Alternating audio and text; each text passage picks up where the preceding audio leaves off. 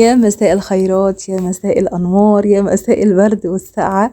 عاملين ايه؟ يا رب كلكم تكونوا بخير. قبل ما نبدأ الفيديو ما تنسوش تعملوا لايكات كتير وشير وسبسكرايب كتير برضو عشان نبدأ الفيديو بتاعنا حماسي جدا وحلو قوي قوي. حواوشي باللحمة المفرومة، حواوشي اسكندراني.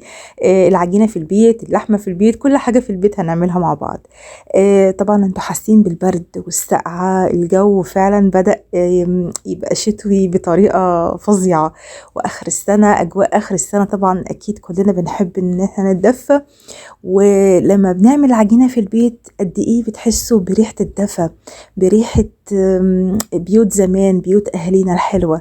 عايزة اقول لكم الحواوشي النهاردة بجد تحفة من اوله لاخره. هنعمله كله من اول العجينة، هنبدأها بقى مع بعض. اول حاجة جبت كيلو من الدقيق ومنخول كويس، خلي بالك. عندي معلقة من السكر، الخميرة باكت خميرة كامل، وربع كوباية من الزيت، كمان كوباية من الزبادي. لو ما كنتيش عندك زبادي ممكن تضيفي بيضة، ده او ده يعني هيظبط العجينة، هتبقى شكلها حلو جدا وكمان طعمها وتبقى طرية قوي. هنزل بالمية الدافية واعجن كويس قوي. طبعا هنعجن بايدينا او لو عندك العجان اي حاجة عندك، المهم نعجن كويس جدا جدا لو بايدينا لحد ما العجينة كده تبقى فيها تلزيقة بسيطة قوي. وبعد كده هبدأ بقى، بصوا قد ايه، بصوا شكلها يعني قطن قطن خالص. ولسه كمان لما تتخمر اكتر. طبعا هخمرها، التخميرة بتاعتها اهم حاجة تكون في مكان دافي. فممكن ندفي الفرن شوية ونضيفها، مفيش تلت ساعة بالكتير هتلاقيها بقت تحفة معاكي وحلوة قوي قوي قوي. هاجي بقى دلوقتي لحشوة اللحمة. على فكرة حواوشي الاسكندراني بتاعنا بنعمله ب3 انواع، يا لحمة يا صدق يا بسطرمة. اي حشوة بقى عندك براحتك خالص، حتى لو جبن. بس عايزة اقولك اللي احنا مشهورين طبعا باللحمة، لكن مفيش مشكلة خالص، بنعمل ال3 انواع مع بعض ممكن، فاللي موجود عندك يجود زي ما بيقولوا. بصي بقى يا ستي، عندي لحمة مفرومة فيها نسبة دسم، وعندي بصلاية مش بشرها بشر ناعم شوية، وهنزل على طول عليها. عندي بقى فلفل ألوان، ممكن فلفل أخضر بس، ممكن من غير فلفل، ممكن تبقى بس البصلة والتوابل بتاعتك، برضو ده حرية. يعني حريتك انتي في أكلك بقى، عايزة تزودي، عايزة تقللي، عايزة تخليها سكة خالص براحتك.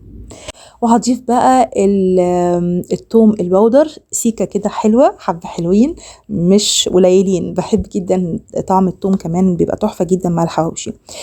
في تركة بصراحة كنت نفسي احطها بس ما كانش عندي، البقدونس مع الحواوشي في البيت تحفة، مع الخلطة دي بتاعت اللحمة. عايزة اقول لكم قد ايه خطيرة، وطعمها كده بيبقى بيودينا كده ناحية البحر كده وجمال البحر والشتاء الحلو. بس يا ستي جبت بقى اللحمة وظبطتها كويس قوي، خلطت كل الفلفل معاها والبصلة كله هجيب بقى دلوقتي العجينة زمانها اكيد خمرت، لان بعد الوقت ده كله وانا بدفي الفرن وكده فما بتاخدش وقت. بصوا قد ايه جميلة جدا وقطنية وحلوة قوي قوي وطرية.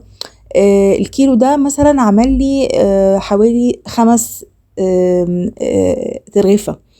عايزة بقى تقللي شوية تكتري شوية زي ما انت عايزة.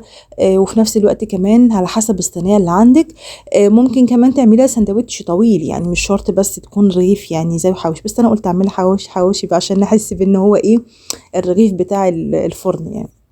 هنا بقى جبت شوية من السمسم وحبة البركة، طبعا ده اختياري، وهضيفه فوق الوش كده ما اخلص الرغيف بتاعي، برضو بيديله شكل حلو قوي. هجيب العجينة هفردها على حسب الصينية اللي موجودة عندك، وهعملها طبعا زي الرغيف عادي خالص. عايزة اقولك يعني الحواوشي ده بالذات او المعجنات، زي ما قلت لكم قد ايه لها طعم وجمال في البيت. حقيقة حاولوا اعملوه في البيت على قد ما تقدروا في الشتاء بالذات عشان تتدفوا اكتر. جبت بقى اللحمة، هحطها في الرغيف، بس بصوا مش هحطها في الحواف قوي.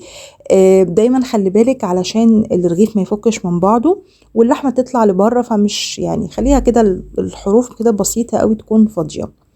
الرغيف التاني برضو عملته نفس النظام، حطيته فوق اللحمة.